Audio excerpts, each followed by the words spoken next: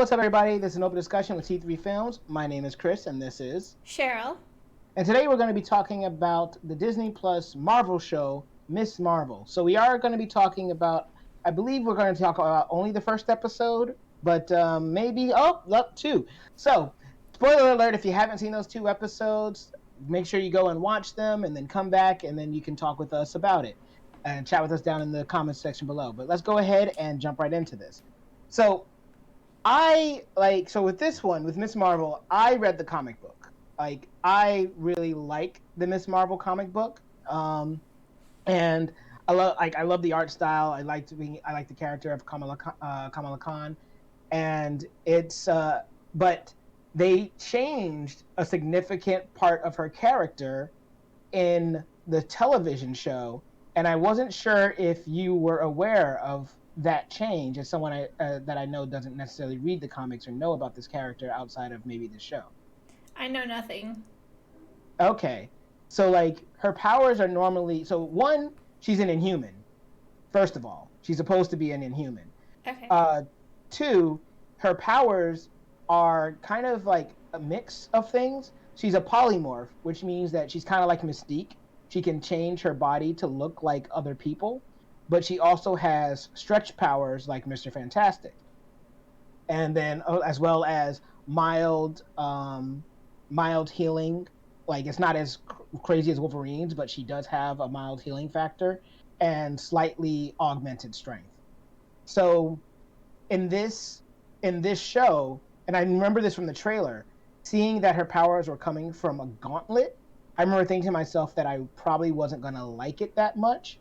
And I still have to see a little bit more before I decide how I feel about it, because I have so much of my knowledge is tied to the character's origins, and I understand why they made these changes.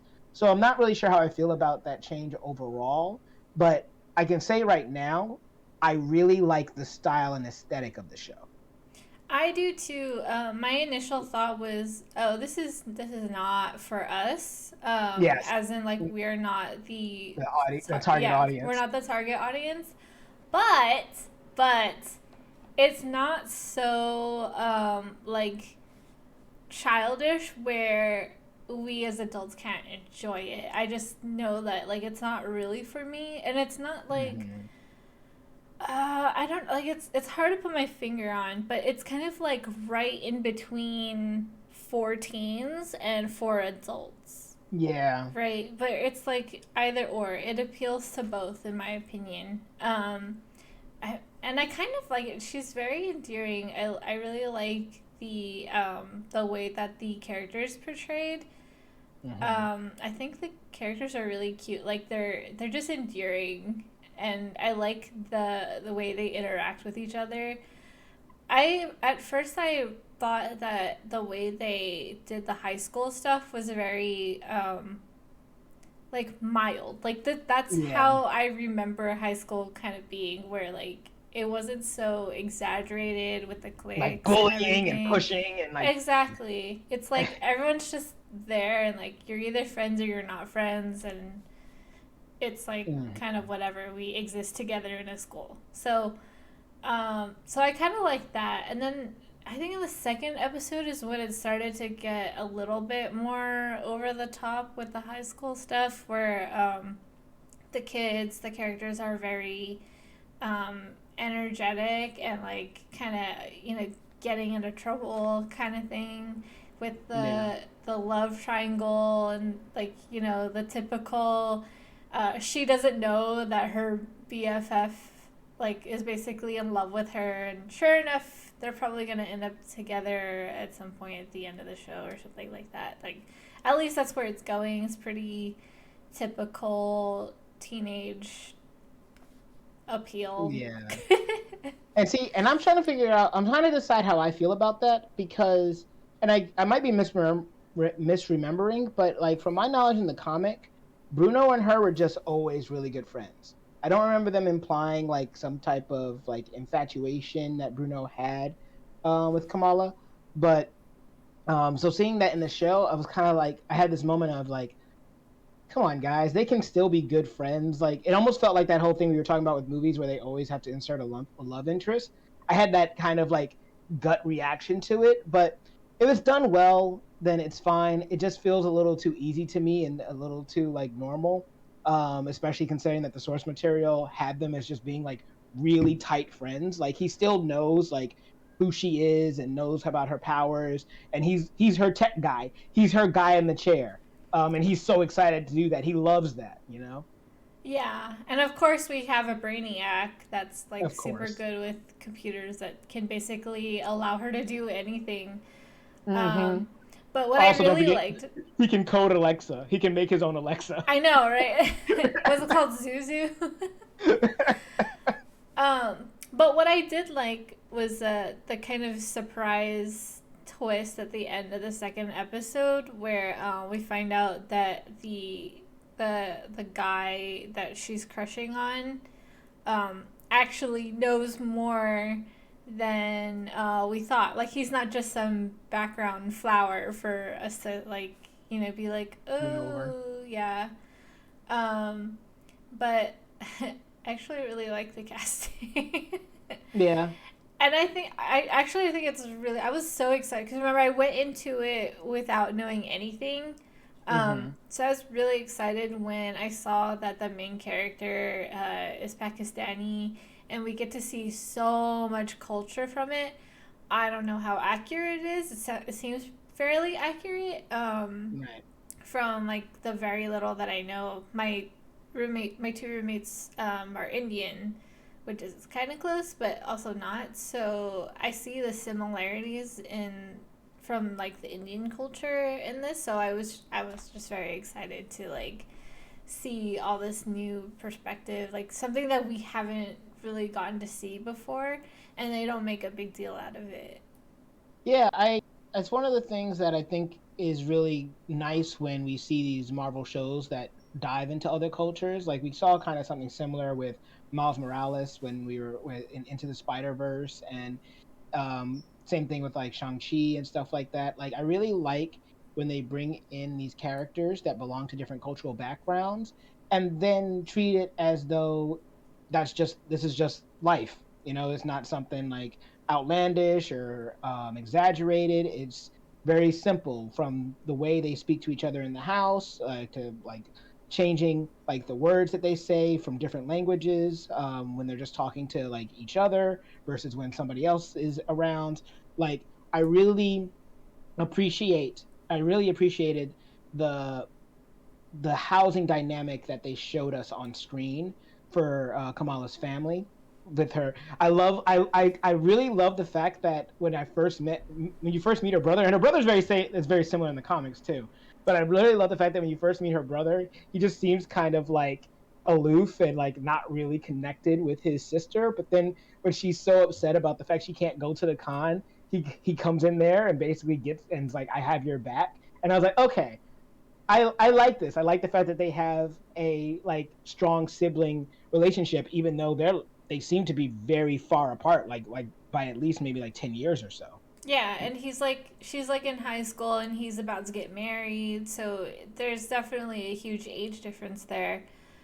But I mean, generally, I'm just glad that they did a good job. I feel like he was treated with care, and I can see that. So I think that made me kind of like the show even more. Mhm. It's because it just really felt like I was watching something different, and it also I kind of like the way they did the texting with the neon Oh, lights. I'm glad you brought that up. Yes, I was. That's another great thing. Absolutely. Yeah, because like like nowadays, like in movies and shows today, they always show us like on screen. Usually, it's like kind of floating. I almost feel it kind of started with Sherlock, Hmm. but but now that's like so overdone, and now like I just it's cool that they're using like they're putting another twist on it, and And I put it just in the background itself. exactly like it's part of the actual set. Yeah. And even the animations that they use to like weave through like what her imagination is versus reality. I also like that kind of twist on it. Again, like I said, it's a very like teenage target. Like I could see the appeal of that to the teenagers that are like the younger group that would watch this. But Yeah. I kind of like it too. No, I think that that was a really cool aesthetic. I remember when I saw that that's what they were doing. I remember thinking to myself, "Oh, well, that's new." And so this show has a nice aesthetic to it. Like there's parts of it that remind me of like a similar energy to Spider-Man Homecoming, like the high school stuff in Homecoming. So it feels very similar in energy to me with this. And even like the way like the credits in Homecoming and stuff are done feel very similar to how they do like the sketchy drawing imagination stuff in Ms. Marvel. But I think that it still kind of carves its own identity with that aesthetic, and so I'll be curious to see if that like carries through the entirety of the show. But I really liked that element of it as well. Yeah. I think like there were some plot holes for me though. They they weren't big enough for me to be like, this doesn't make sense. I don't want to watch this anymore. So Um, not Obi-Wan Kenobi, got it. no, yeah, exactly.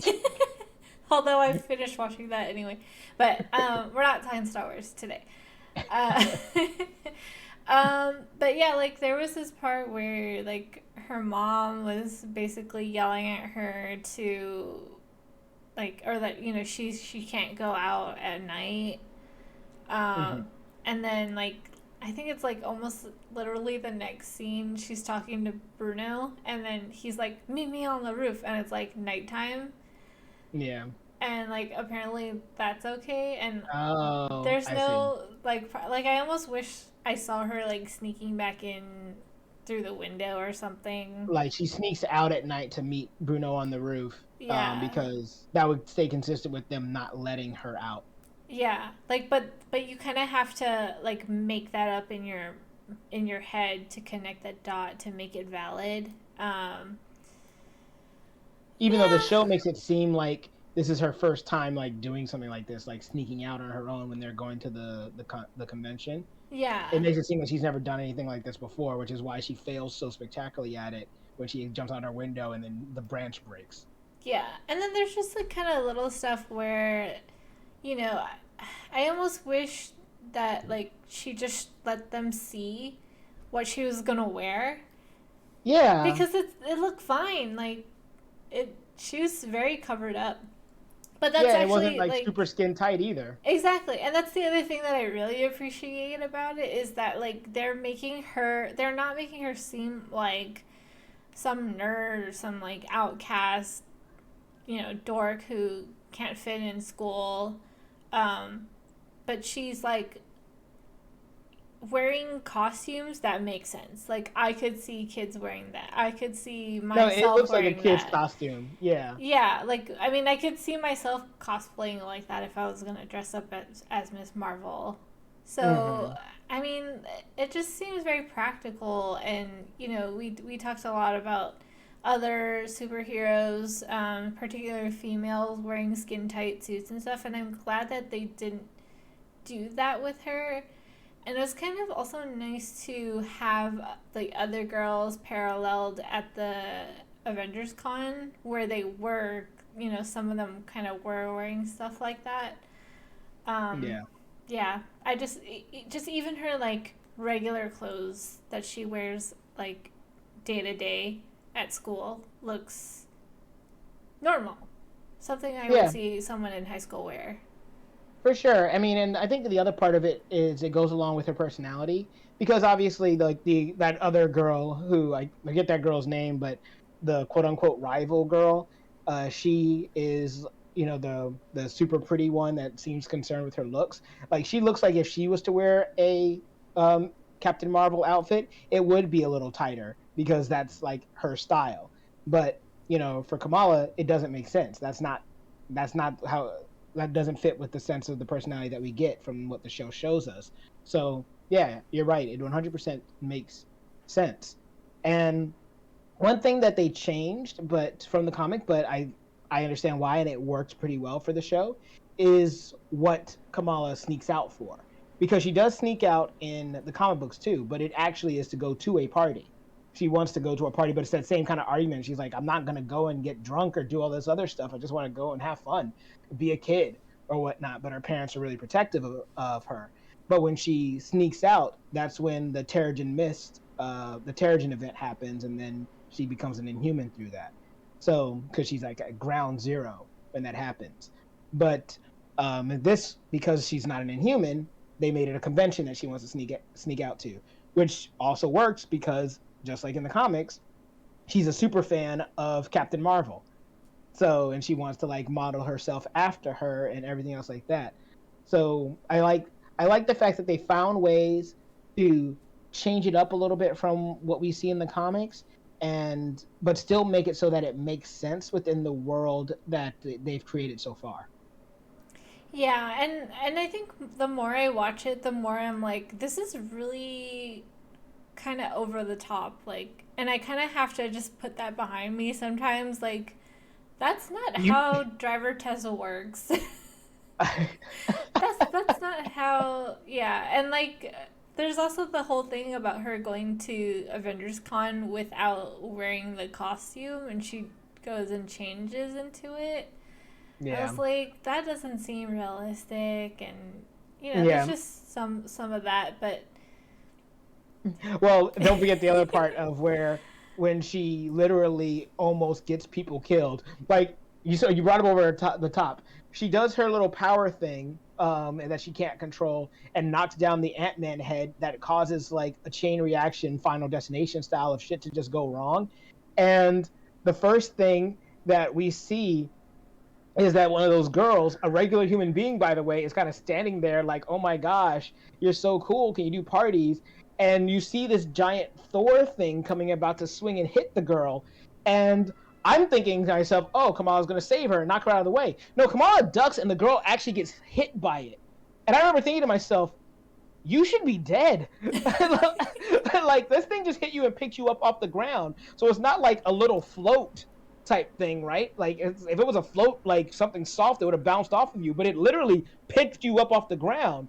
You're like coming at you like from the ceiling. You're dead. But the show is, like you said, a little over the top. So what mm-hmm. ends up happening is that the girl just kind of screams like, "Oh my gosh, someone help me!" And then she falls and is caught by Kamala. But I remember thinking to myself like, this is actually ridiculous. Yeah, I was really shocked too. I thought for a minute that maybe that girl ended up dying, and then I Yeah. was like, oh no, not for kid, no. But then she was just hanging on to it. And I was like, yep, for kids. Yep, this is for Yep. kids. And I also thought it was funny that while the Ant-Man head was like rolling, people weren't like panicking or freaking I know they out were that still like cheering and stuff like they that. were excited about it, and I was like, that is not how I think I would I don't react. think that's how most people would react in a convention Yeah, where a big piece of even the people that work there wouldn't be like they'd be like, oh my gosh, that just broke and it's gonna roll into people. We need to do someone's getting something. fired. Yeah, right. So like that one was a little much, but outside of that, we mentioned the family briefly earlier, but one thing I wanted to bring up was that I do like the dynamic between the family, like her talking to her mom and her between how her mom and her dad interact with each other. Like I mentioned, her and her brother, but I like the relationship also between her and her dad, and that's also a carryover from the comics as well. She has a very close relationship with her dad, and I like seeing that. Like I think it's important to see like the mother daughter relationship, and we see that a lot of times, or we see like father son. But I like also seeing it when it's the opposite, and then so to see that she has a strong relationship with her father, and he's not just kind of like there in the background but doesn't do anything because she's just closer with her mom. I like that element as well. So I think that that was really nice. I really like when he busted in the room, fully painted green. Green face and all. I was like, that's great. If I was her, I'd be like, yeah, let's go. Right? I mean, I wanted to be Miss Marvel, but you can go as Hulk, and I will go as Yeah, and then this is my outfit. See, not skin yeah, let's tight, got some loose. I go. can wiggle a little Totally bit, acceptable. right? So yeah, this way, and you can still go because it's a convention. Although it's funny because I honestly I don't know. I don't think I went.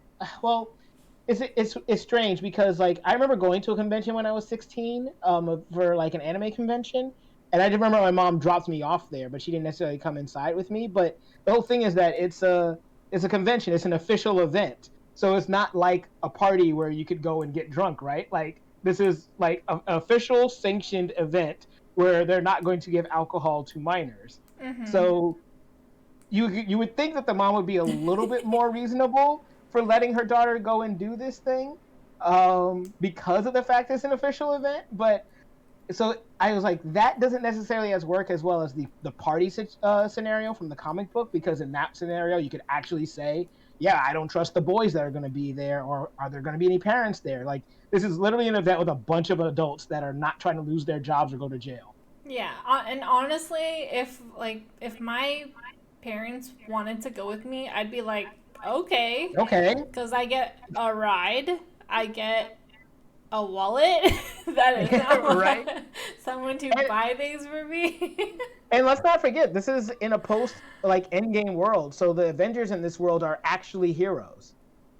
So they saved the world. Like people, like we don't know what happened with Kamala's family, but they might have been dusted and then they came back. But the point is that like a convention for them is like kind of honoring fallen heroes. Mm-hmm. So there's actually more of a reason to say, hey, let's go do this. Like it's so strange because her mom like complains about her wanting to be like Captain Marvel, like some woman with her head in the clouds. And I was like, in this world that is post Endgame, it feels like people would have a little bit more like appreciation and respect for the heroes because they literally brought everyone back from the dead. So it doesn't feel genuine for the mom to just be so flippant about Captain Marvel. But I could see the mom more so being along the lines of, hey, that doesn't happen for you. That's not something that you can do. You need to focus on your studies and focus on things that are more realistic, because that's just not something that can happen to anybody. Like that feels more reasonable to me than to be like almost insulting Captain Marvel when Captain Marvel like literally helped save the world.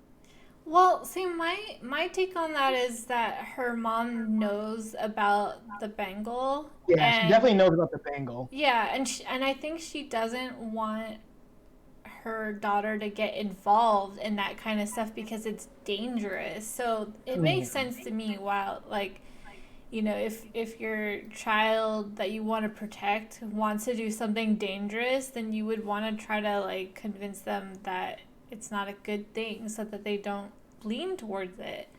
But Mm-hmm. like, from I think other things that we have talked about in the past, we know that when parents try to, They um, exaggerate or they lie.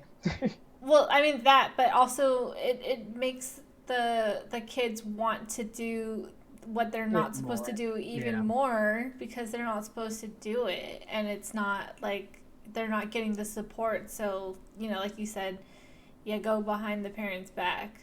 So Yeah. I like that that is moment at the that. end of the first episode where her mom says, "Do you want to be?" I can't remember what the two options were. It was like if you want to be like a student or if you want to be like a cosmic being or something like that. In And the I'm thinking to myself, cosmos.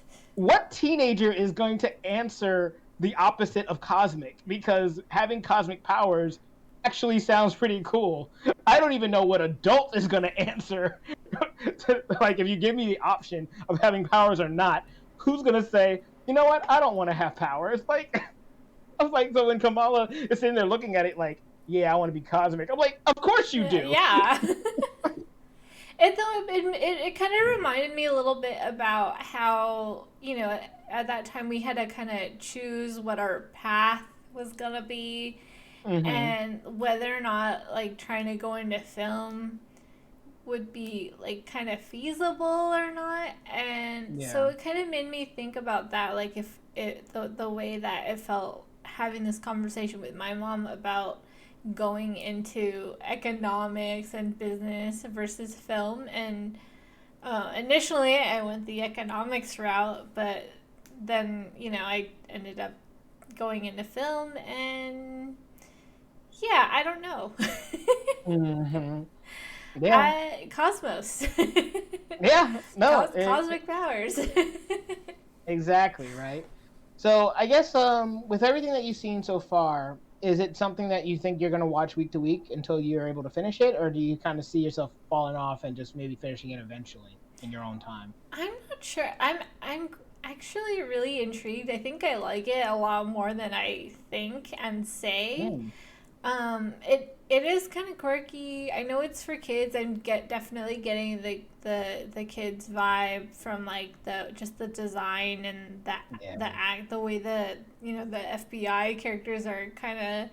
ridiculous. Yeah, exactly. There's just this level of like this is not real. Like this is not how it's just not serious. Yeah. But I like where it's going. At the end of the second episode, I was like, oh man, I want to watch the next one now because they threw a little twist there where I didn't think that guy was gonna have anything to do with it. And I thought that the lady that she was seeing was her grandma, but it's actually his mom. And now I'm like, maybe they really are cousins. Mm, it'd be interesting. So yeah, Yeah. I don't know if you watched all of them yet. Mm-mm. No, I'm gonna catch up a little bit later, but no, that definitely sounds interesting to me. And I'm curious where the full on story is gonna go. Like what is the through line throughout the entire thing? Like who is the quote unquote villain or the antagonist that we're gonna be dealing with in the show? Because in the comics, it's a little ridiculous. I mean, it's great. She meets Wolverine, she has a team up with Wolverine and they're hunting this it's not a rat person. It's someone that is definitely like a D-list hero. Like they're not that great. Um but she that's the person that she ends up having fights with and it's pretty amazing. I forget the guy's name though. So yeah, so I'll definitely want to see how they're going to make like what they're going to make the overall conflict be with the show. But one of the other things that I like about the ending slash opening of the show, since Marvel does its openings at the end, um, is that the art that they show at the end is all from the comics. They're all like Nice, volume covers of the actual Miss Marvel comic book. So nice, nice. I was like, okay. And then and the music though. The music is pretty good. That they at least at the end of the first episode. I don't know if they changed the. I don't think they would change the ending per episode, like the ending song. But like the song that they had at the end of the first episode, I was like, okay, this is kind of popping. I like it. I didn't actually listen to it, but I was definitely feeling the opening with the weekend. Mm-hmm. But then there was this one part where the score got like super exaggerated, and I was like, "Whoa!" I felt like I got taken back to like Star Trek in the '80s Yeah. when we're like about to cut to commercial because the music like strings just went right Yeah. up there.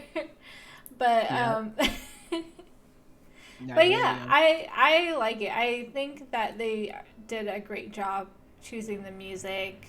Very upbeat, very modern. For sure. Yeah.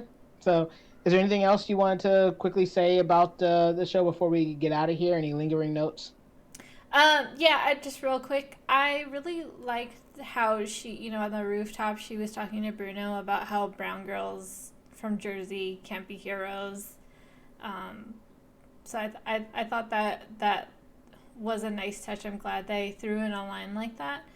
And then the second episode, I don't know if you watched it yet, but her other friend was talking about how, she was kind of in this dilemma about being like too white, like too light, but not dark enough. And so she's kind of Mm, caught between two worlds of being like not having the right skin tone to fit in either demographic, which is a real thing. I mean, yes, it in is. India and Pakistan, like it's a huge place, and there are a lot of Indians, at least from my knowledge, that don't look like what we kind of think of as Indian because when the way that it's been shown to us is that Indian people have dark skin, same thing with like Middle Eastern people, like they have dark skin, but that's not true. So I'm glad they had a light person acknowledging that it's an issue. Yeah, and I know that there will probably be some people out there that don't like that element, but I think that it's important because these are actual conversations that do come up. These are things that kids do say or they do experience. It's actually in any culture that has shades of brown in their culture, this is an issue. We talked about the colorism of that Lin-Manuel Miranda musical. I forget what it was called at this time, but that whole thing was being like, there are a lot of Hispanic people that aren't just light skinned, right? But the darker Hispanic people don't really get showcased in like television and movies and things like that. And same thing with like lighter skinned black people. Like it's the same type of like thing of, oh, you think that you're white, or blah blah blah, you're not dark enough, or oh, you're too dark, and he's like, but you're still light. It's something that's really crazy, but I'm really happy that this show is willing to at least mention it, because regardless of whether or not you've heard that yourself, it happens. It's a very real topic. It's a very real conversation that comes up in these different cultures. So I'm glad the show isn't afraid to at least mention it, even if that's not necessarily what the entire show's about. Yeah, and it's being shown to all the kids that are watching Disney shows. So Yeah, and I my last say, part about bravo. Bravo, yeah, because like the last part that I wanted to say about that is that if you look at the Avengers lineup, Kamala doesn't see anyone that looks like her. So she has every reason to believe that a brown kid from Jersey City isn't going to be the one that saves the world, because up until now it hasn't been. So yeah, I think that that's great. It's little things like that that just make, even though the show can be ridiculous, it makes the human part of the show feel more real. Just waiting for that Asian female. What One day. one day, right now you have Shang-Chi's sister, I forget her name, but yeah. Don't worry, it's coming. Yeah. But anyway, that's what we thought about Miss Marvel. Have you guys seen the show? Like, how many episodes have you watched? What did you think about it? Whatever you thought about it, come below. Let us know. And while you're down there, if you give us a like, share, and subscribe. Even if you don't, though, I have been Chris, and this has been Cheryl, and we'll see you all next time.